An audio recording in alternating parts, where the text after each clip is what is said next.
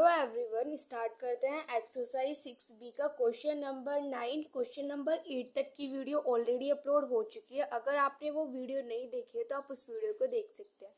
अब हम करेंगे question number 9। So question number 9 क्या है? Find the smallest square number that is divisible by each of the numbers 8, 15 and 20। तो यहाँ पे हमें स्मॉलेस्ट स्क्वायर नंबर फाइंड करना है जो कि 8, 15 और 20 से क्या हो, डिविजिबल हो। तो जैसे कि हमने क्वेश्चन नंबर 8 किया था, सेम ऐसे क्वेश्चन नंबर 9 भी करेंगे। तो हम स्मॉलेस्ट स्क्वायर नंबर किस तरीके से फाइंड करेंगे? जो कि इन तीनों नंबर से क्या हो, डिविजिबल हो। क्या करते हैं हम उसके लिए? एलसीएम लेते हैं। तो यहाँ पर भी हम सेम एलसीएम ही लेंगे। तो हमारे पास 8, 15 और 20 जो है, ये नंबर्स हमारे पास गिवन है। इनका अब हम लेंगे एलसीएम। सो यहाँ पर इनका एलसीएम लेते हैं 8, 15 एंड 20 का एलसीएम। ठीक है। अब तो देखो, सबसे पहले हम 2 से डिवाइड करेंगे। 2 से 8 डिविजिबल है, तो यहाँ पे हमारे पास 4 आ जाएगा। 2 के टेबल में 15 नहीं आता, तो 15 को एज इट इज लिख देंगे। 2 के टेबल में 20 आता है, 10 टाइम्स आता है, तो यहाँ पे हम 10 लिख देंगे। ठीक है।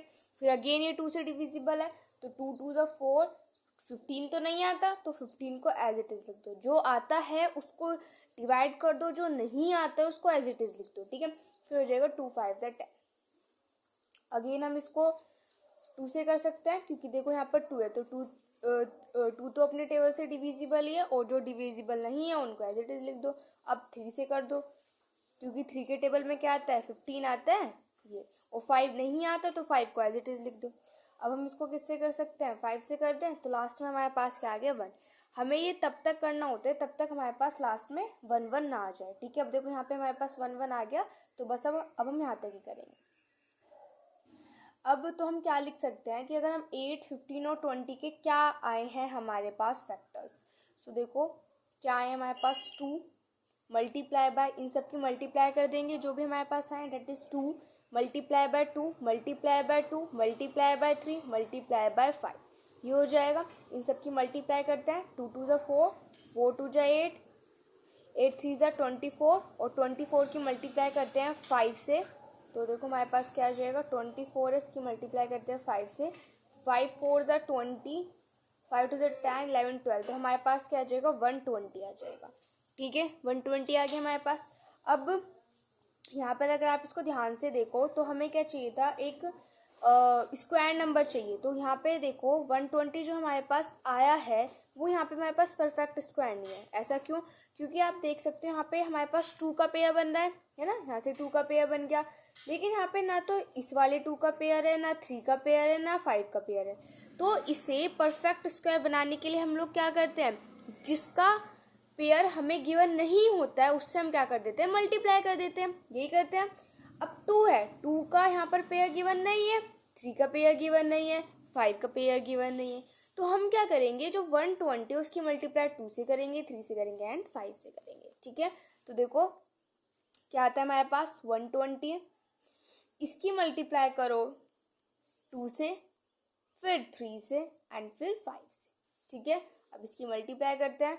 सो देखो 3 2 ज़ा 6, 6 5 ज़ा 30, तो हमारे पास क्या आ गया? 30 मल्टीप्लाई बाय 120। ठीक है, ये आ जाएगा। अब 30 की मल्टीप्लाई कर दो 120 से, लेकिन यहाँ पर एक चीज़ है कि यहाँ पर अगर हम स्मॉलेस्ट नंबर की बात करते हैं तो यहाँ पर स्मॉलेस्ट नंबर वो 30 होगा। ठीक है। ऐसा क्यों? क्योंकि देखो किस किस के पेयर नहीं बन रहे थे? 2 3 और 5 के पेयर नहीं बन रहे थे यहाँ पे। तो हमने क्या किया? 2 3 और 5 की मल्टीप्लाई कर दी, जिन जिन के पेयर नहीं बन रहे थे। तो 2 3 5 की मल्टीप्लाई करेंगे तो हमारे पास क्या आ जाएगा? 30। तो ये जो 30 आया है ये हमारे पास क्या हो जाएगा? वो स्मॉलेस्ट नंबर हो जाएगा। ठीक है। क्योंकि इस नंबर की तब हम 30 से मल्टीप्लाई करेंगे तभी तो ये हमारे पास परफेक्ट स्क्वायर बनेगा। तो यहाँ से आप एक चीज़ भी लिख सकते हो कि 2 3 5 की हमने मल्टीप्लाई की तो हमारे पास क्या है? 30। तो हमने इसको किस नंबर से मल्टीप्लाई किया कि हमारे पास परफेक्ट स्क्वायर नंबर बन गया? तो किस नंबर से मल्टीप्लाई किया? 30 से ही तो मल्टीप्लाई किया। देखो भाई 2 3 5 इन तीनों की मल्टीप्लाई करोगे तो 30 आएगा ना। तो मतलब हमने 120 को 30 से मल्टीप्लाई किया, तभी हमारे पास क्या आया? जो भी हमारे पास आएगा वो हमारे पास क्या आएगा? परफेक्ट स्क्वायर नंबर आएगा। तो आप यहाँ से ये लिख सकते हो कि जो स्मॉलेस्ट नंबर है 120 से हमने जिससे मल्टीप्लाई किया, किससे किया, 30 से, तो वो स्मॉलेस्ट नंबर क्या है हमारे पास, 30 है। ठीक है, अब मल्टीप्लाई कर दो, क्या आ जाएगा, 3600। अब अगर आप 3600 के फैक्टर करोगे तो ये क्या आएगा आपके पास, परफेक्ट स्क्वायर आएगा। ठीक है, तो यहाँ पे आप कैसे लिखोगे कि अगर हम स्मॉलेस्ट नंबर की बात करते हैं जिससे हमने मल्टीप्लाई करके इसको परफेक्ट स्क्वायर बनाया है, वो 30 है। और अगर हम स्मॉलेस्ट स्क्वायर नंबर की अगर हम बात करते हैं तो वो हमारे पास क्या हो जाएगा, क्या है अभी हमारे पास मल्टीप्लाई करके, दैट इज 3600। ठीक है, सो ये हो जाएगा हमारे पास आंसर। ये हो गया क्वेश्चन नंबर 9। क्वेश्चन नंबर 10 है, the square root of a number is denoted by the symbol this called. तो देखो, जो ऐसा जो सिंबल होता है, मतलब ये स्क्वायर रूट का सिंबल होता है, तो इस स्क्वायर रूट के सिंबल को हम क्या बोलते हैं, इस स्क्वायर रूट के सिंबल को हम रेडिकल साइन बोलते हैं। ठीक है, याद रखना कि ऐसा जो सिंबल होता है उसको हम क्या बोलते हैं, रेडिकल साइन बोलते हैं। तो यहाँ पे रेडिकल साइन जो हो जाएगा इसमें करेक्ट ऑप्शन हो जाएगा।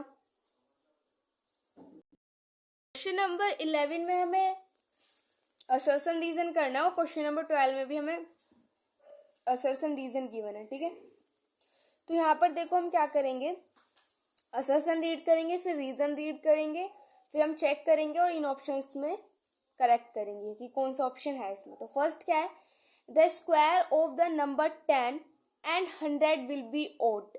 तो अगर हम 10 या फिर 100 का स्क्वायर करते तो वो ओड आएगा। तो देखो, अगर मैंने ये आपको, जब हमने प्रीवियस क्वेश्चंस किए थे तो उसमें भी मैंने आपको बताया था कि अगर हम किसी भी इवन नंबर का स्क्वायर करते तो हमारे पास इवन आता है, और अगर हम किसी ओड नंबर का स्क्वायर करते तो वो हमारे पास क्या आता है, ओड आता है। अब अगर आप ध्यान से देखो तो 10 क्या है हमारे पास, इवन है। अब भाई इवन नंबर क्या होते हैं, इवन नंबर वो होते हैं जो 2 से डिविजिबल होते हैं। ठीक है, ओड नंबर वो होते हैं जो 2 से डिविजिबल नहीं होते। ठीक है, अब अगर हम बात करें 10 की, तो 10 हमारे पास इवन नंबर है, तो इसका मतलब है कि इवन नंबर का स्क्वायर क्या होगा, इवन। तो यहाँ पे तो बोला गया है कि ओड होगा, तो ये तो गलत हो गया। ऐसे आप 100 के केस में भी देख सकते हो कि 100 क्या होता है हमारे पास, इवन नंबर होता है, क्योंकि 2 से डिविजिबल है, इसको 2 से डिवाइड करेंगे तो 50 आ जाएगा। ठीक है, तो मतलब 2 से कम्प्लीटली डिविजिबल है। तो 100 भी हमारे पास क्या है, इवन नंबर है, तो इवन नंबर का स्क्वायर करेंगे तो हमारे पास क्या आएगा, इवन आएगा। लेकिन यहाँ पे बोला गया है कि 10 और 100 का अगर हम स्क्वायर करेंगे तो हमारे पास क्या आएगा, ओड आएगा। तो इसलिए असर्शन तो यहाँ पर गलत हो गया। अब रीजन को डिस्कस कर लेते हैं। An odd number is an integer when divided by 2 either leaves a remainder or the result is a fraction।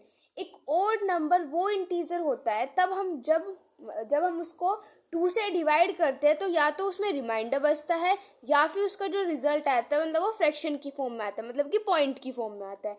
देखो बिल्कुल सही है, क्योंकि ओड नंबर को, अगर हम किसी भी ओड नंबर को 2 से डिवाइड करेंगे, जैसे कि 3 है तो 3 क्या है, ओड नंबर। तो ओड, जब आप 3 को डिवाइड करोगे 2 से तो वो कम्प्लीटली डिवाइड नहीं होगा, रिमाइंडर बचेगा। यहाँ पे भी वही बोला गया है कि ओड नंबर वो ऐसा इंटीजर होता है जिसको अगर हम 2 से डिवाइड करते हैं तो वो हमारे पास क्या छोड़ता है, रिमाइंडर छोड़ता है, या फिर हमारा जो आंसर आता है वो किस में आता है, फ्रैक्शन में आता है। तो यहाँ पे असर्शन तो सही है, लेकिन रीजन क्या, सॉरी, असर्शन यहाँ पे गलत है लेकिन रीजन क्या है, सही है। तो कौन सा ऑप्शन होगा, option number D. Option number D क्या है कि असर्शन इज फॉल्स, बिल्कुल असर्शन गलत है, but reason is true. Reason क्या है इसमें, सही है। ठीक है, अब क्वेश्चन नंबर 12 करते हैं। क्वेश्चन नंबर 12 है, natural number lie between 6 square and 7 square are 12। मतलब कि नेचुरल नंबर्स जो होंगे जो कि 6 और 7 के स्क्वायर के बीच में लाई करेंगे, वो कितने नंबर्स होंगे, वो 12 होंगे।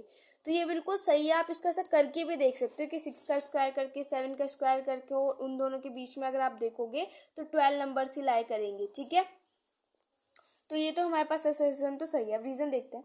Natural numbers are the positive integer और non negative integer which start from 1 and ends at infinity. तो क्या बोला गया है कि नेचुरल नंबर वो पॉजिटिव इंटीजर्स होते हैं या फिर नॉन नेगेटिव इंटीजर का मतलब है कि वो पॉजिटिव है, ठीक है।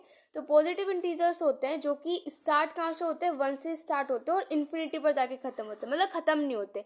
तो हमने पढ़ा हुआ है कि नेचुरल नंबर जो होते हैं वो स्टार्ट कहाँ से होते हैं, 1 से स्टार्ट होते हैं, उसके बाद वो एंड तक, जहाँ तक भी हमारी काउंटिंग खत्म होती है वहाँ तक।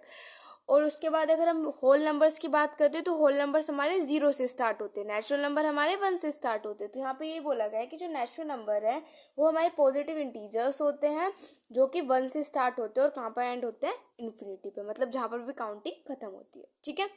तो इसका मतलब यहाँ पर असर्शन भी सही है और रीजन भी सही है, और रीजन जो है वो यहाँ पर करेक्ट एक्सप्लेनेशन भी है असर्शन का। तो यहाँ पे ऑप्शन नंबर ए क्या हो जाएगा, करेक्ट हो जाएगा, ठीक है। ऑप्शन नंबर ए रीड कर लेते हैं, क्या बोला गया है कि both assertion and reason are true and reason is the correct explanation of assertion, ठीक है, यही है इसमें। तो यहाँ पे जो एक्सरसाइज है 6B वो होती है कंप्लीट। अब स्टार्ट करेंगे नेक्स्ट एक्सरसाइज नेक्स्ट वीडियो से। If you like my video please like share and subscribe. Thanks for watching.